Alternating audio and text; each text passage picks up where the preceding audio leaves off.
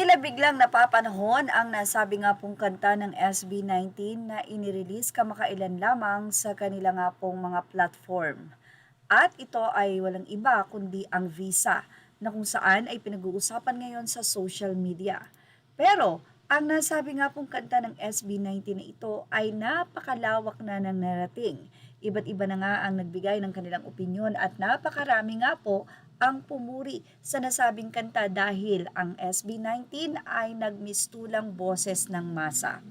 Lalo na ng mga Pinoy, mga celebrities, mga Pinoy artists na nadidinay pag magkakaroon ng concert sa ibang bansa at ginawa mo na nga lahat pero wa-effect pa rin. Well, ipinakita rin sa nasabi nga pong kanta ng Visa sa part ni Stel, yung mga requirements talaga namang napakahaba. Pero may mga nakakakuha naman na parang easy-easy lang. Well, yun nga po yung sinasabi na ginawa mo ng lahat pero wa-effect pa rin. At alam niyo po ba na kinukonect ngayon ng netizen ang SB19 song na Visa sa naging karanasan ng Cup of Joe. Dahil usap-usapan po na ang bandang Cup of Joe ay na-cancel ang concert sa Qatar dahil sa missing paperwork. Mula sa naging update ng ABS-CBN sa kanilang post, ACYMI, hindi natuloy ang concert ng OPM band na Cup of Joe sa Qatar dahil sa nawawalang papeles ayon sa Viva Records at Viva Live. Siyempre, sa comment section, agad-agad mababasa ito at ibahagi po natin sa inyo.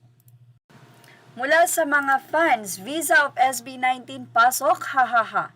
Napaka-relevant talaga ng Visa. Visa of SB19 said it right. Ang hirap ng artist makapag-global kahit sila ay magaling, wa-effect pa rin. Kahit ano pa ang gawin. Ang hirap talagang lumipad kahit na may patunay na kayo or na kaya mo na kailangan pa ng visa, lapag mo nakita, little bumps on the road lang, COJ, laban lang.